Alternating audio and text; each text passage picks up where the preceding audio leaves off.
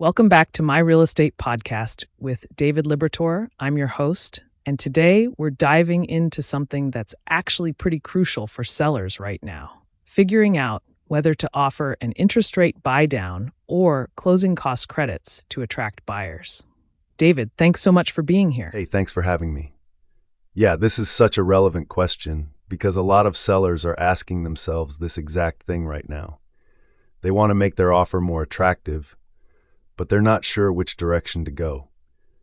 And honestly, the answer really depends on the market conditions and what buyers actually need.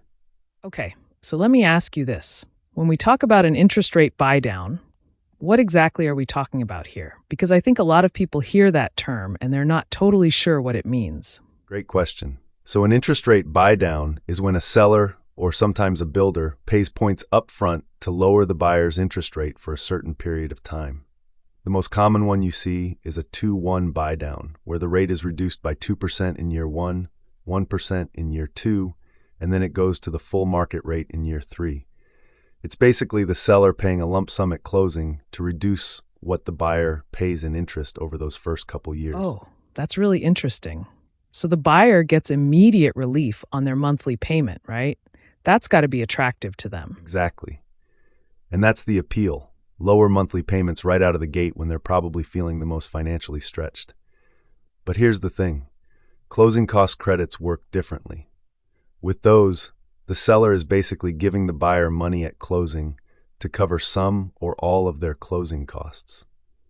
So instead of the buyer coming out of pocket for appraisal fees, title insurance, inspections, all that stuff, the seller covers it. So one is about the monthly payment and one is about upfront cash.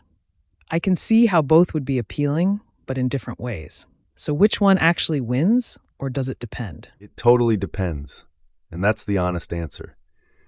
If you're in a buyer's market and rates are high, a buy-down can be a game changer because buyers are really focused on affordability and keeping that monthly payment down.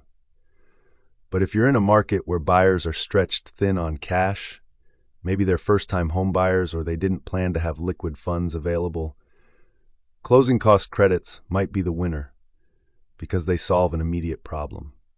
The buyer might not even have the cash to close without help. So it's really about understanding who your buyer is and what their actual pain point is. That makes sense. What about from a seller's perspective? Is one more expensive than the other? Good point. So the cost of a buy-down varies based on how many points you're buying down and what the market rate is. A 2-1 buy-down might cost anywhere from 2 to 4% of the loan amount, depending on the rate environment. Closing cost credits are usually capped by lenders, typically at 3 to 6% of the purchase price, so you know your ceiling. But here's what's interesting. A buy-down might actually cost less up front, but the buyer benefits over time, whereas closing cost credits are purely an upfront expense for the seller with no ongoing benefit. Oh, wow. So you're saying the buy-down could be more cost-effective for the seller in some situations? That's not what I would have assumed. It can be, yeah. And another thing to consider is that a buy-down can actually help a buyer qualify for a larger loan because their effective payment is lower in those first years. So if you have a buyer who's borderline on qualification, a buy-down might push them over the line.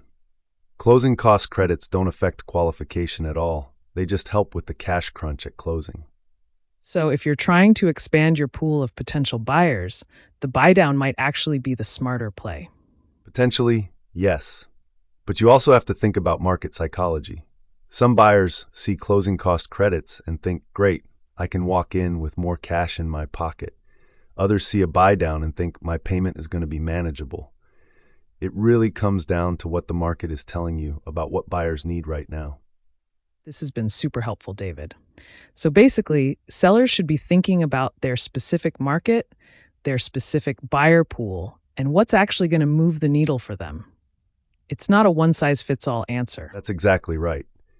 Talk to your real estate agent, look at what's working in your market, and understand who's actually buying homes like yours.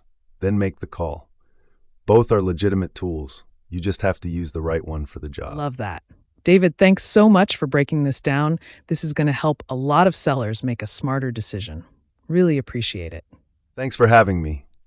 Always happy to talk real estate.